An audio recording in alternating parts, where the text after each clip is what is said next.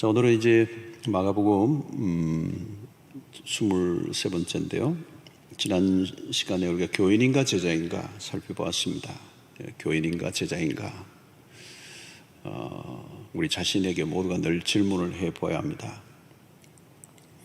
예수님은 제자에게 초점을 맞추셨어요. 그게 모든 에너지를 다 쏟으셨습니다. 오늘도 역시 마찬가지입니다. 사람이 얼마나 모이느냐, 또 내가 교회를 얼마나 다녔느냐, 교회 직분이 뭐냐, 이게 중요하지 않고 그리스도의 제자냐, 이 질문을 해야 합니다. 예수님의 12제자를 선발하시고 그들과 함께 동거동락하셨어요. 3년 동안. 이게 공동체 생활을 했다는 겁니다. 제자 훈련의 핵심은 공동체입니다. 공동체. 우리 교회에서도 제자 훈련을 합니다만은 이 공동체가 사실 좀 빠져 있죠. 사실 핵심인데 이게 빠져 있어요. 함께 먹고 함께 생활하는 것, 이 친밀한 관계를 유지하는 것, 삶을 통하여 관계를 통하여서 이제 훈련하는 겁니다. 이 제자도의 핵심이 동행이죠. 동행. 얼마나 주님과 깊은 친밀한 관계 안으로 들어가느냐. 이게 지난주 살펴본 내용이고요. 오늘 이어서 또 다른 제자도의 핵심인데 14절의 말씀을 다시 보겠습니다. 이에 12를 세우셨으니 이는 자기와 함께 있게 하시고, 그 다음에 또 보내사 전도도 하며, 두 번째입니다. 함께 있게 하시고 그 다음에는 어때요? 보내신다는 것. 무엇을 위하여? 전도를 위하여서. 예수님과 함께 하던 제자들은 반드시 보냄을 받는다는 것. 함께 있다는 것은 관계에 초점이 있다면 보낸다는 것은 사역에 초점을 둔 겁니다. 복음서에서는 예수님의 제자들, 제자, 디사이플, 이 제자들이라고 부르지만 사도행전으로 가면 제자라는 단어보다 사도라는 호칭으로 바뀝니다. 12제자는 사도들이죠. 사도들. 그런데 이 사도들이라는 말의 원어적 뜻은 보냄을 받는다는 것입니다. 보냄을 받는다. 그러니까 제자라는 단어 안에는 예수님을 따른다는 것에 좀 초점이 있는 것이라면, 사도는 세상으로 보냄을 받았다. 세상에서 영향을 끼치는 예수의 운동에 적극적으로 참여하는 것을 강조합니다. 자, 오늘날은 더 이상 사도직은 존재하지 않습니다. 그러나 사도들이 남긴 것이 있죠. 그게 신약 성경입니다. 신약 성경과 그 사도들의 살았던 삶의 이야기, 삶의 사역들은 우리에게 그대로 계승이 되었습니다. 부활하신 그리스도께서 제자들에게 나타나서 하신 말씀이 있죠. 요한복음 20장 21절에 보면 예수께서 또 이르시되 너희에게 평강이 있을지어다 아버지께서 나를 보내신 것 같이 나도 너희를 보내노라. 예수님이 최초의 선교사이시죠. 아버지가 아들을 보내셨어요.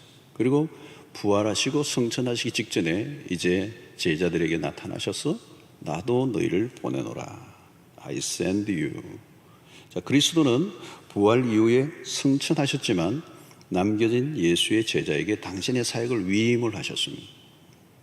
마가는 마가복음을 끝내면서 16장 15절에 이렇게 결론을 맺어요. 또 이르시되 너희는 온 천하에 다니며 만민에게 복음을 전파하라. 자, 그러니까 제자의 정체성, 아이덴티티는 보냄을 받는 사람이에요. 보냄을 받는다. 그렇다면 신약의 교회도 역시 모두 보냄을 받은 공동체다. 그 말은 뭐냐면 일부의 사람만이 파송을 받는 게 아니고 신약의 성도들 모두가 보냄을 받았다는 겁니다. 그래서 오늘날의 신약의 모든 교회는 선교 공동체, 미셔널 처치예요. 그래서 신약의 교회의 특징은 뭐예요? 그런 면에서 굉장히 역동적이죠. 결코 조용하지 않는 다이나믹한 교회. 그것을 가장 잘 보여주는 게 사도행전입니다. 자, 주님과의 친밀함을 강조하는 것만으로는 끝나서는 안 돼요. 주님 앞에 머물러 있는 영성도 필요하지만 세상으로 나가야 한다는 거예요. 모이는 것도 중요하지만 동시에 흩어져야 한다는 거예요. 우리가 숨을 쉴 때 들숨과 날숨을 쉬어야 하는 것처럼 교회 안에서 훈련받고 은혜받고 그것으로 끝나지 않고 바깥으로 나아가야 된다는 거죠. 그래서 제자는 교회 내부의 관상용이 아닙니다. 우리 흔히 뿌리 내리는 영성 얘기하는데 뿌리만 내리면 안 되고 열매를 맺어야 되죠. 그죠? 이게 이제 밸런스입니다. 제자가 살아야 할 영역은 어디죠? 그렇기 때문에 세상이라는 거예요. 세상. 신앙이 교회라는 울타리 안에 갇혀 있을 때가 많습니다. 오늘날의 교회가 많이 세상과 분리되어 있을 때가 있습니다. 아이솔레이트 되어 있다. 분리되어 있다. 외딴 섬이 되어 있다. 세상과 그리스도인이 격리되어 있을 때가 많아요. 그 세상 속에는 참 어울리지 못하는 좀 부정 정세를 드러내는 신자들이 많아요. 교회는 여러분 비유하자면 주유소와 같은 곳입니다. 자동차가 이 주유소에 가는 것은 거기에 정차하기 위해서 가지 않죠. 주유하고 떠나는 것이죠. 우리가 교회에 모이는 이유도 모임 그 자체가 목적이 아닙니다. 모여 함께 예배하고 다시 흩어져야 된다. 교회에 와서 예배하고 훈련받고 교제하는 이 일은 뭐예요? 우리의 영적인 오일, 이 연료 탱크를 채우는 작업입니다. 그러면 어때요? 그 다음에는 세상으로 나가야 된다는 거예요. 주님이 제자들을 보내신 이유는 전도입니다. 보내사 전도도 하며 그랬습니다. 주님은 제자들에게 메시지를 들려보내셨죠. 그래서 보냄을 받는 이 메시지를 가지고 나가는 메신저가 된 거죠. 왜 세상으로 가야 합니까? 주님이 우리에게 주신 메시지가 있기 때문에. 전도란 무엇이죠? 전도지를 나눠주는 것을 말하지 않아요. 교회를 나오라고 설득하거나 기독교를 소개하는 정도가 아닙니다. 전도란 하늘의 기쁜 소식을 전하는 헤럴드. 메시지의 그 핵심은 하나님의 나라의 복음입니다. 이 복음이라는 단어 우리가 많이 들었죠, 그죠? 이 복된 소식, 인류에게 전해줄 가장 큰 기쁨의 좋은 소식이라는. 왜 초대교회 때부터 많은 사람들이 자신의 목숨을 바쳐가며 이 복음을 전하려고 했을까요? 복음이 무엇인지 알았기 때문입니다. 겉으로 보면 굉장히 미련해 보이지만 그 전도에 미련한 것으로 사람들을 구원하시는 하나님의 능력과 비밀이 거기에 있습니다.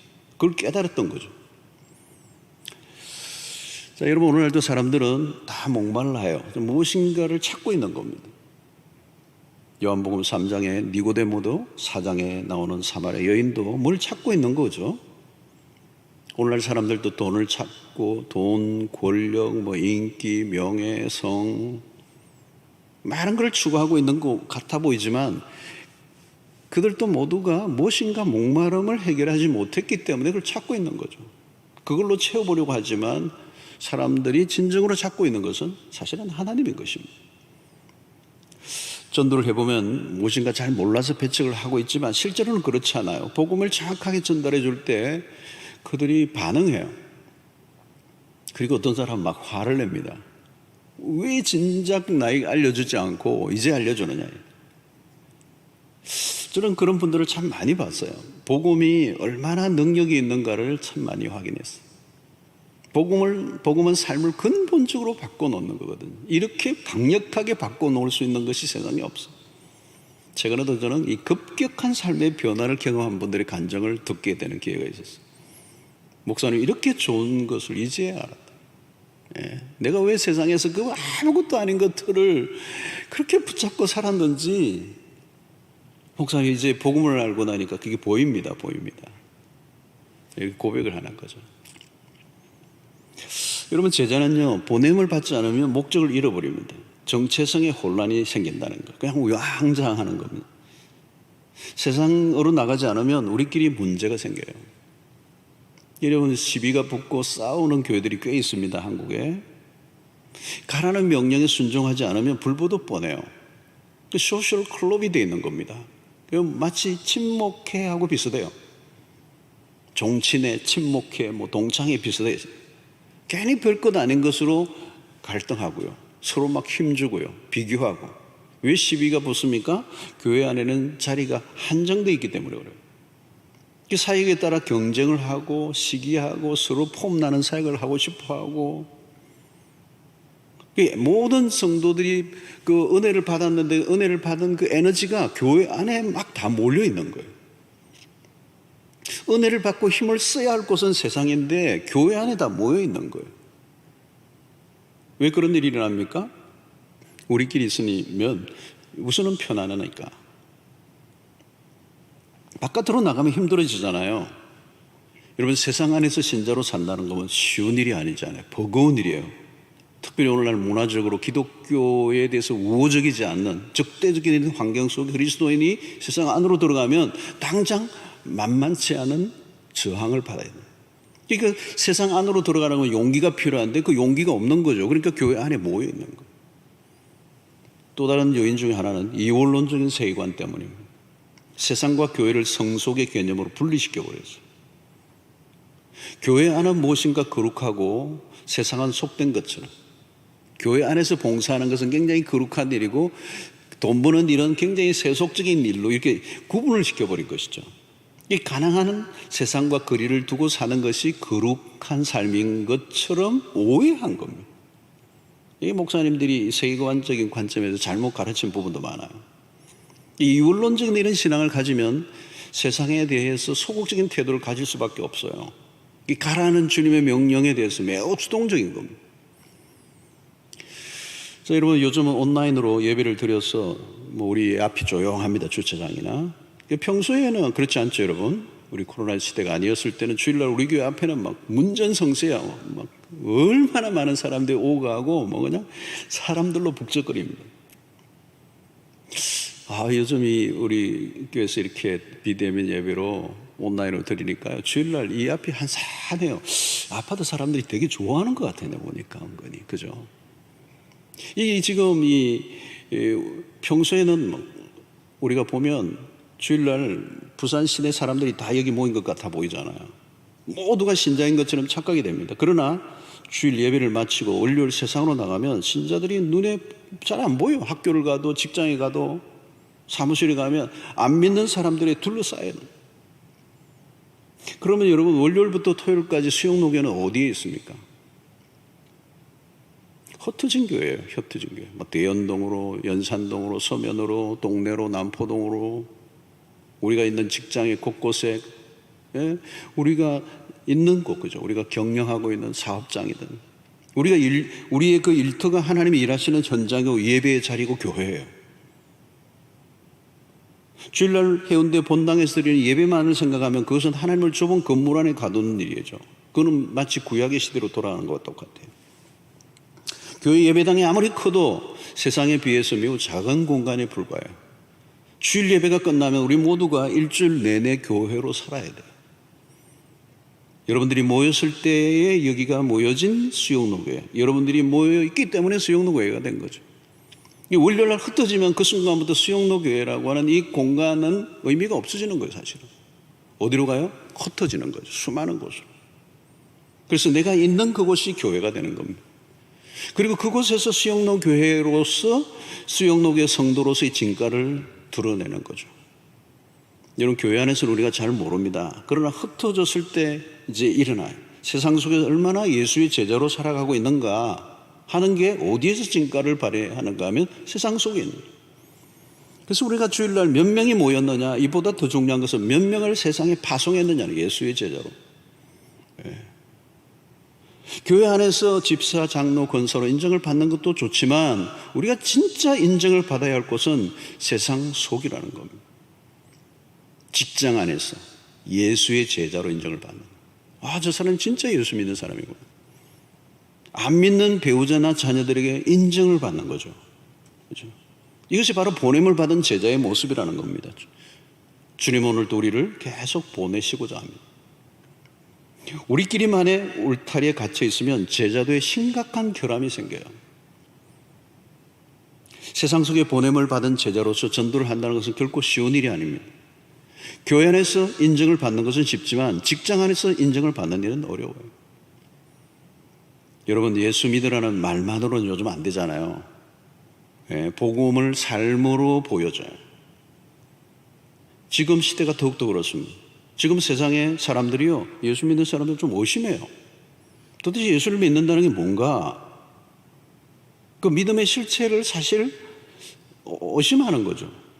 왜 교회 전도하면 왜 교회로 오러 가지? 요즘 그런 목소리들이 더 늘어나고 있죠. 당신들 뭐 하느냐는 거죠. 당신들을 볼 때 나 그렇게 믿고 싶은 마음이 들지 않아. 건드리지 말라는 거예요. 막 화를 내고 그래요. 우리는 복된 소식을 전한다고 하는데 세상의 사람들은 달갑지 않게 여기는 거죠. 여러분, 교회가 이 전도를 할 때 하나의 막 교회 행사처럼 일하게 되면 안 돼요. 우리는 전도가 요즘 어렵기 때문에 전도의 방식을 바꿔야 한다, 뭐 개발해야 된다. 때로는 막 마케팅적인 어떤 전략을 막 도입하기도 해요. 그건 굉장히 위험한 겁니다. 복음을 다른 것으로 포장해 하려고 해서는 안 돼요. 복음이 너무 가볍게 다루어졌던 거죠, 오늘날까지. 참된 복음을 전하는 것에 소홀히 했던 겁니다. 왜 그런 일이 일어났는가? 복음이 우리 안에서 먼저 깊이 경험되는 일이 부족했기 때문에. 우리가 먼저 복음을 경험하고 복음을 살아내야 되는, 복음의 실체가 우리의 삶을 통하여 드러나야 하는데 이 복음이 우리 안에 먼저 녹아지지 않았던 거죠. 그래서 우리는 뭐 단순히 세상의 사람들이 비웃을 때 뭐 술 안 먹고, 요즘 뭐 술 먹는 교인도 많고, 담배 안 피우고 술 안 먹는 정도가 예수쟁이의 전부가 되면 안 돼요. 예수 믿는 사람이 더 이기적이고 잘난 체하고 좋은 말은 골라가면서 사는데 왠지 매력적이지 않고 끌리지 않는 부류들. 자칫하면 우리의 전도는 사람들로 하여금 기독교의 반감을 더 가지도록 부추기는 일을 할 때가 많아요. 여러분, 전도는 단순히 교인 수를 늘리는 게 아닙니다. 복음을 경험한 사람이 그 복음의 실체를 보여주면 자연스럽게 다른 사람들이 목이 말라서 이끌려오게 되는 거죠. 뭐 강요해서 되는 게 아니에요. 여러분, 복음을 경험하면요, 그 복음을 경험한 사람은 특성상 그 가슴에 그 복음이 불을 질러요. 그 복음 자체가 그 사람을 막 불을 질러버려요. 그 바울 사도가 그 한 얘기가 그거죠. 내가 복음을 전하지 않으면 내게 화가 있을 것이다. 여러분, 그런 얘기를 어떻게 할 수 있죠, 바울 사도가? 쉬운 얘기가 아니에요. 내가 복음을 전하지 않으면, 내가 지금 이걸 그냥 알고 내가 경험한 이 복음을 내가 그냥 안고 있으면 미칠 것 같은 거예요, 사실. 그 복음 자체에 폭발력이 있는 거예요. 막 다이나믹. 로마서 1장 16절에 그러잖아요. 내가 복음을 부끄러워하지 않으면 이 복음은 모든 믿는 자에게 구원을 주시는 하나님의 누나미스. 다이나믹 마인드가 된다는 거예요. 이게 누가 뭐라고 해도 복음 외에는 다른 길이 없어. 이게 바울이 그걸 발견한 겁니다. 여러분, 오늘 죄로 망가진 세상을 우리가 보고 있습니다. 다 망가져 있어요, 여러분. 겉으로 보면 뭐 대단한 것 같은데 다 망가져 있어요. 뭐 별일 없어 사는 것 같지만 여러분, 사람들 만나보십시오. 들여다보면 전혀 아니에요. 고통하는 게 신음하고 있는 겁니다. 그 원인을 거슬러 가면 뭘까요? 여러분, 죄입니다, 죄. 여러분, 좀 코로나 바이러스로 얼마나 많은 사람들이 고통을 겪고 있으면 온 인류적이잖아요. 팬데믹 현상. 코로나 바이러스에 대한 다양한 원인 분석들을 합니다, 과학자들이. 결국은 인간이 원인을 제공한 거예요. 그 원인을 거슬러 가면 뭐가 있습니까, 여러분? 인간의 탐욕입니다. 죄. 지금 뭐 여러 가지로 막 얘기하지만 거슬러 가면요, 죄입니다. 인간의 죄가 딱 웅크리고 있는 겁니다. 이 죄 문제가 해결되지 않으면요, 인간의 고통과 불행은 끝이 나지 않습니다. 바이러스 이 문제 해결되지 않습니다. 바이러스 문도 계속 반복될 수밖에 없어요. 지금 기후, 이 자연재해도 마찬가지입니다. 전부 다 인간이 제공한 인재야. 인간의 죄가 그 안에 있는 거예요. 그런데 이 죄 문제를 해결하지 않는 한 인간의 인류의 고통은 사라지지 않는데, 이 죄 문제를 인간이 해결할 수 있는가? 하나도 해결할 수 없어요. 아무리 그럴듯한 방법으로 어떤 대책을 세운다 할지라도 금방 우리는 한계를 드러내요. 우리는 문명의 끝지점에서 지금 살고 있는 겁니다. 이 문명이, 이 인류가 지금 100년을 유지할 수 있을까? 지금 심각한 진단들을 많이 내리고 있잖아요. 누가 보아도 우리는 마지막 때예요. 죄로 허덕이는 인류를 구원해낼 길이 있는가? 이 심각한 질문을 던져야 되죠, 여러분. 뭐 코로나가 지나면 뭐 그게 아니에요, 여러분. 근본적인 질문을 던져야 돼요. 필립 얀시가 그의 책에 교회, 나의 고민, 나의 사랑, 이런 얇은 책이 하나 있습니다. 그 끝부분에 이제 이 필립 얀시가 하고 싶은 얘기를 하는 건데요. 그 얘기에 이런 얘기가 유명한 작곡가 스트라빈스키의 얘기예요. 스트라빈스키가 한 번은 아주 어려운 곡을 연주곡을 썼어요. 그리고 그 곡을 연주하도록 이제 전해받은 연주자가 몇 주간 그 스트라빈스키의 그 어려운 곡을 막 연습한 끝에 결론이 뭐냐면 너무 어렵다는 거예요. 연주를 할 수가 없어. 너무 어려워가지고. 어려운 정도가 아니라 연주 자체가 불가능한 거예요. 이때 못하겠다고 이제 온 그 사람에게 스트라빈스키가 한 말이에요. 이해합니다. 근데 내가 의도하는 것은 뭔가 하면 어떻게든 연주해 보려고 애쓸 때 나오는 그 소리입니다. 당초 스트라빈스키는 완벽한 연주를 하기를 기대하지 않았어요. 그러나 어찌됐든 연주자가 연주해보려고 애쓸 때 나오는 그 소리를 기대했다는 거예요. 그렇게 하고 이제 이 곡을 만들었다. 필립 잔슨이 여기서 교회의 이야기로 연결을 시켜요. 교회가 하나님의 메시지를 세상에 들려주는 데는 한계가 너무 많아요.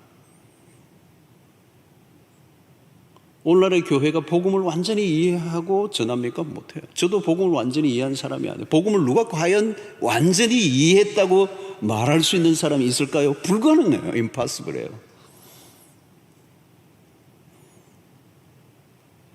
교회가 하나님의 메시지, 이 복음을 세상에 들려주는 데는 한계가 스스로도 많아요. 그러나 그 불완전한 음이 남아 들려주려고 한 연주자와 같이 교회도 마찬가지. 오늘의 교회가 불완전한 모습을 가지고 있고 부실한 면이 많이 있지만 그럼에도 여전히 세상에 복음을 전할 곳은 교회밖에 없어요. 하늘의 메시지를 이 땅에 선포할 수 있는 곳은 교회밖에 없어요. 세상은 갈수록 더 복음이 절실해지고 있습니다. 이 보냄을 받았다라고 하는 이 부분에는 굉장히 긴박감이 있는 거예요. 긴박감. 오늘 우리가 가진 복음만이 세상을 구원할 수 있는 유일한 진리임을 믿는다면 우리가 할 일은 분명해져요. 여러분, 아직도 복음을 듣지 못한 사람은 너무도 많습니다. 특별히 부산은 복음화율이 아주 낮죠. 전도가 힘든 도시예요.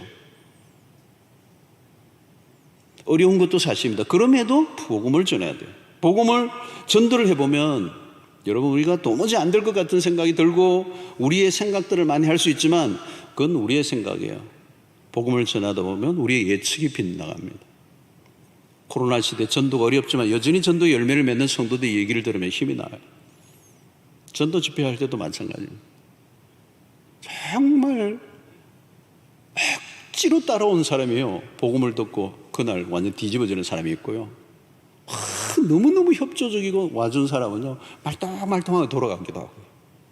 길거리 가서 복음을 전하는데 어떤 사람을 딱 보면 너무 험상궂어가지고 잘못하면 한 대 맞겠다 싶은데 그래도 용기를 내서 복음을 전하는데 복음을 받아들이는 사람이 있고요. 어떤 사람은 너무 부드럽고 너무도 친절한데 복음을 전혀 안 받아들이는 사람. 신기한 일이 일어나요. 요즘은 여러분 가나안 성도들이라고 하는 교회를 떠나고 있는 분들 가운데도 교회를 돌아오는 사람들이 있어요. 그분들이 교회에 오잖아요. 요즘은 온라인이 막 많이 나가니까 온라인 설교를 듣고 이분이 마음이 바뀌어가지고 교회로 돌아오는 일이 있습니다. 우리는 세상에 줄 것이 분명히 있습니다. 세상에 우리에게 줄 건 없어요, 여러분. 우리가 세상에 줄 게 있어요. 그게 뭐예요? 예수 그리스도의 복음이에요. 여러분, 제자는 세상을 위해 존재합니다. 교회가 지상에 존재하는 이유는 잃어버린 자를 찾기 위해서요. 세상 안으로 들어가 우리가 복음으로 살고 교회로 존재해야 돼요. 주님은 너희는 세상의 빛이다 소금이다 라고 하셨어요. 그 말은 우리의 존재는 숨겨질 수 없다는 겁니다. 드러나 있어요. 내가 있는 자리가 보냄을 받은 곳이죠.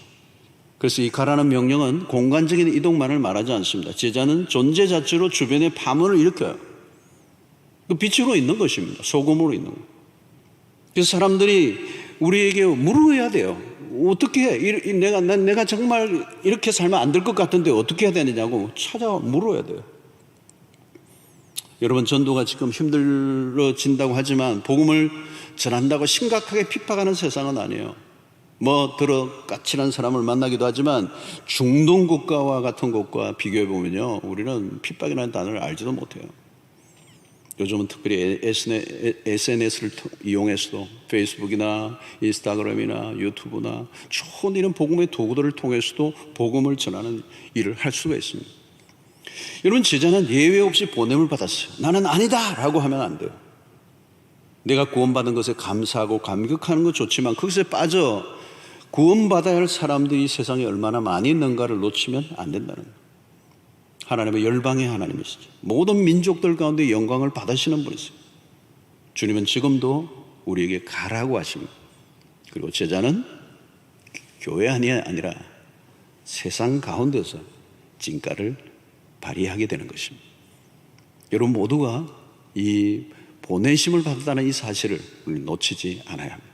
가라라고 하는 이 주님의 명령에 오늘 또 기꺼이 순종하며 나아가는 은혜가 있게 되기를 바랍니다. 자, 주님이 제자를 보내실 때 어떻게 보내셨죠? 15절에 그냥 보내지 않아요. 귀신을 내쫓는 권능도 가지게 하려 하십니다. 세상으로 보냄을 받는 일은 위험한 일이에요. 양을 이리떼 가운데 보내는 것으로 비유하기도 했습니다. 세상에 보내어진 제자의 삶은 매우 위험한 거예요. 주님은 그냥 보내지 않고 귀신을 내쫓는 권능. 이 권능을 주시는 이유는 딱 하나예요. 복음 전거입니다. 귀신을 내쫓는 일은 단순한 축사의 은사를 말하는 것이 아니라 하나님의 나라가 임했음을 알려주는 상징성이 있습니다. 제자들이 사역할 현장은 악한 영들의 영향력 안에 있습니다. 그리스도 오시기 전까지는 마귀가 세상에 왕노릇하고 있습니다. 그래서 예수 그리스도가 오심으로 그 어둠의 권세들을 무너뜨리는 일이 구체화되었고, 이제는 예수님이 그 제자들에게 그 권세를 주심으로 세상이 마귀가 만들어 놓은 세상의 체계를 다 흔들어 놓기를 원하셨던 거죠. 요한일서 3장 8절을 보십시오. 죄를 짓는 자는 마귀에게 속하나니 마귀는 처음부터 범죄함이라. 하나님의 아들이 나타나신 것은 마귀의 일을 멸하려 하십니다. 여러분, 이 마귀는요 실제예요. 실체. 특별히 복음을 전하는 현장에 가보면요 이게 정말 느껴져요. 영적인 전쟁이 일어납니다. 세상 안에는 오랫동안 마귀가 장악을 하고 있어요. 이 세상의 신이잖아요. 그들이 쉽게 그들의 백성을 내어놓지를 않아요. 그냥 우리가 가면 안 되는 거예요. 힘의 역학구도가 일어나는데 주님의 주시는 그 권능이. 그래서 마귀를 제압하지 않고는 그 악한 영에 뒤집어 씌워져 있는 사람을 빼내올 수가 없는 것이죠. 그래서 에베소 6장 12절을 보면 이것은 영적 전쟁이라고 그랬어요. 우리의 씨름은 혈과 육을 상대하는 것이 아니요 통치자들과 권세들과 이 어둠의 세상 주관자들과 하늘에 있는 악의 영들을 상대합니다. 혈과 육의 싸움이 아니라는 거예요. 전도를 해보면 당장 느끼는 겁니다. 어둠의 그 사슬이 얼마나 견고하게 그 영혼들을 붙들고 있는지를 알게 돼요. 순순히 항복하지 않아요. 교묘하게 속이고 저항하고.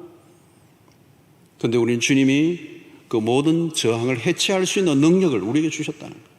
누가복음 10장 19절에도 보니까 내가 너에게 뱀과 정갈을 밟으며 원수의 모든 능력을 제할 권능을 주었으니 너희를 해칠 자가 결코 없으리라.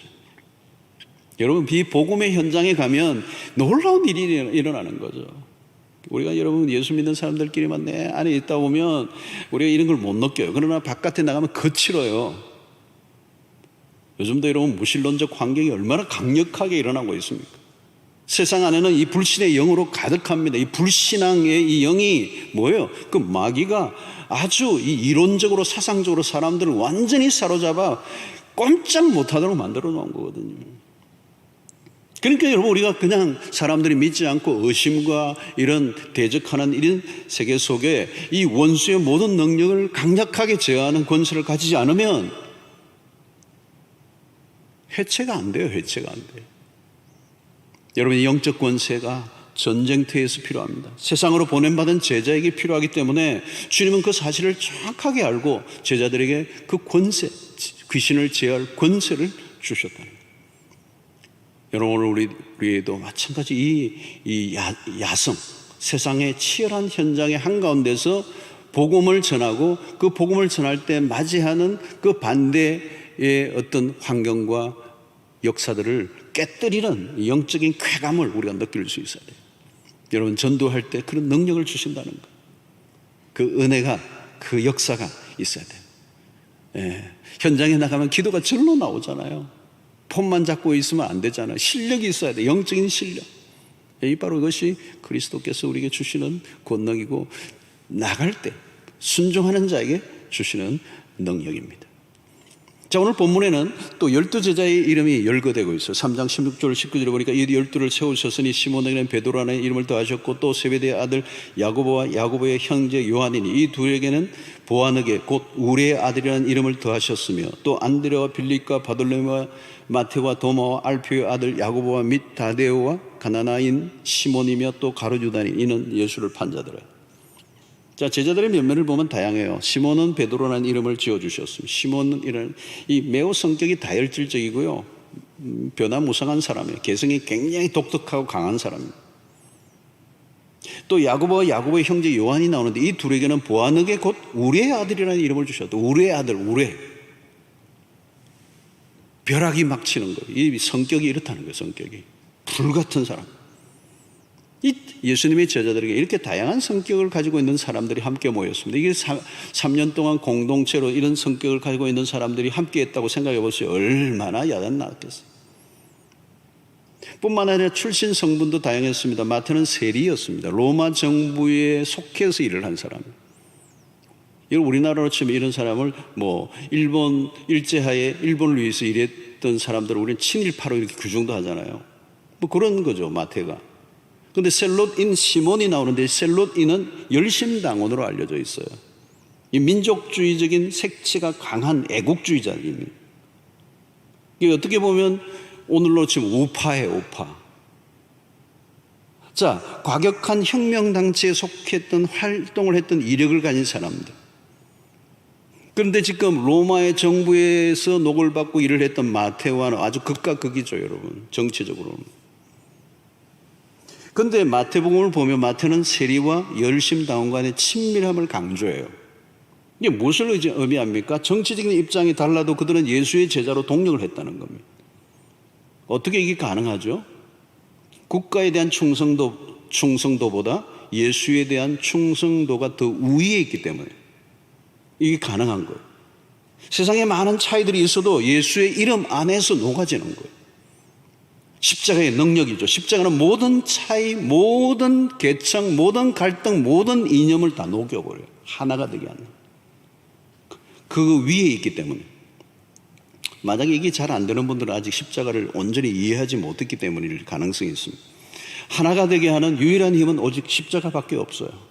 복음은 큰 그림을 그리게 하죠. 폭이 넓어요. 옹졸하지 않아요.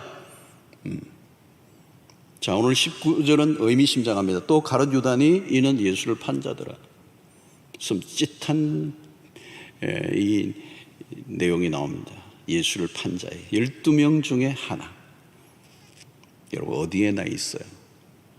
아군 속에 적군이 숨어 있어요. 하나님의 나라의 일에서도 어둠의 역사는 떠나지 않는다는 거예요. 방해꾼이 어디나 있다는 거예요. 12명의 제자 가운데 배반자가 있다는 것은 많은 것을 시사합니다. 하나님의 나라를 무너뜨리려고 하는 시도는 어디에나 있어요. 다 뒤섞여 있는 거예요.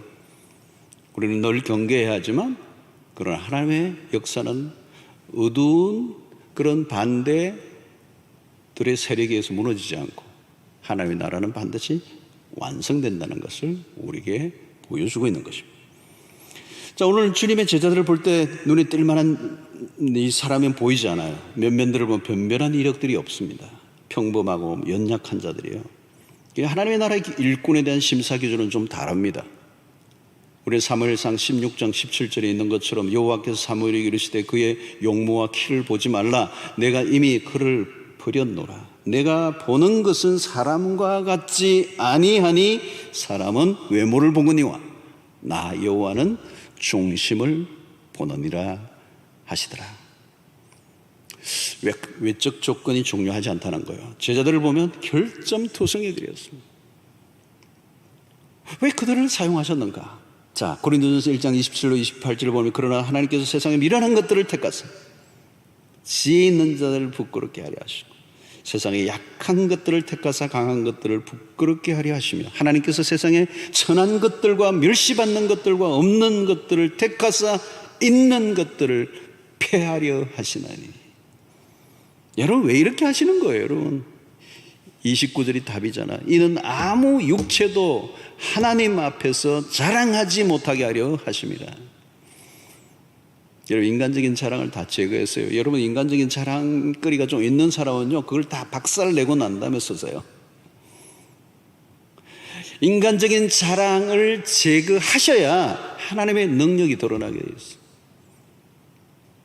여러분, 어떤 사람은 난 너무 부족해서 못해요. 진짜 그게 진실이라면요, 그게 딱 하나님이 일하시기에 좋은 상태예요. 하나님의 능력만 필요한 것입니다. 그래서 고린도후서 4장 7절에 우리가 이 보배를 질그릇에 가졌으니 이는 심히 큰 능력은 하나님께 있고 우리에게 있지 아니함을 알게 하려 함이라. 얼마나 이 성경이 분명합니까, 여러분? 우리는 질그릇이에요. 그냥 약한 존재란 말이죠. 우리 믿고 하면 안 되는 겁니다. 예, 아무리 대단한 능력 있는 사람이라도 질그릇이에요. 질그릇이 중요한 겁니다. 깨어지면 그 안에 있는 보배가 드러나잖아요. 질그릇이 금이 쫙 가도요, 그 안에 보배가 중요한 거죠. 우리가 빛날 이유가 없습니다. 자꾸 착각하는 경우가 무엇입니까?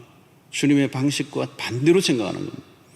여러분, 우리가 능력이 부족해서 쓰임받지 못하는 경우가 없습니다. 인간적으로 보잘것없어 쓰임받는 거예요. 2000년 역사를 보면 입증이 됩니다. 갈릴리의 촌부들, 그 별 볼 일 없는 12명 그 자식처럼 미미하잖아요. 근데 어떻게 그 물고기를 잡던 베드로를 하나님이 그렇게 쓰실 줄 우리는 몰랐죠. 어메이징이에요, 어메이징. 주님이 하시는 일은 놀라운 겁니다. 자격 없는 자를 부르셔서 사용하시는. 지금도 마찬가지예요. 우리만 바라보면 소망이 없는 거잖아요. 여러분, 왜 우울증 걸려요, 여러분? 나를 바라보니까 소망이 없는 거예요. 그래서 얼굴을 빨리 바꾸어서 하나님을 바라봐야죠. 근데 계속 자기만 바라보면 우울증 걸립니다. 예. 여러분, 우리가 자격이 있어 부른 건 아닙니다. 잘나서 부른 게 아니고요, 못나서 부름을 받은 거예요. 약해서 부름을 받은 거예요. 저를 봐도 그래요. 저는 정말 기적이에요. 목회하고 설교하고 있다는 게 정말 기적이에요. 막 앞에서 막 말하는 것도 힘들어하고 막 부끄러워하고 샤이한 사람인데 어떻게 목회를 할 수 있는지. 시드니에서도 목회를 할 때 보면 사람들이 막 몰렸는데 이게 매주 이렇게 무슨 일이야? 이 기적이 정말 기적이. 사람이 막 많이 한꺼번에 몰릴 때는요, 막 겁이 나더라고. 내가 그냥 덜덜덜덜 떨면서 기도했어, 설교했어. 이 나 때문에 온 게 아니죠. 주님이 하시는 모든 게 은혜예요. 우리의 실력이나 성품이 아니에요, 여러분. 우리는 다 부적격자들이에요. 그런데 부르셨어요. 이게 은혜죠. 처음부터 끝까지 주님의 은혜로 된 것입니다. 하나님의 은혜를 빼버리면 꽝이에요. 중요한 것은 주님의 선택이었죠. 주님의 부르심. 그 다음은 다 하나님이 하시는. 여러분, 적당하게 예수 믿다가 천국 가는 것으로 편하게 생각하지 마시고요, 군중으로 남아있지 마시고 예수를 따르는 진정한 제자로 살아가시고, 우리 모두는 보냄을 받았다는 사실. 코로나19 팬데믹, 비대면 사회, 사회적 거리두기로 접촉점들이 많이 줄었습니다. 그러나 여전히 주님은 우리를 세상 가운데로 보내십니다. 가라는 명령은 급박한 명령이에요. 오늘날 여러분, 코로나 이 팬데믹 현상으로 온 세계 수 없는 사람들이 죽어가고 있고 죽음의 두려움을 강하게 느끼고 있어요. 인류가 죄와 사망의 권세 아래에 있음을 우리가 보고 있습니다. 우리가 전해야 될 복음이 더 절실하게 필요한 때예요.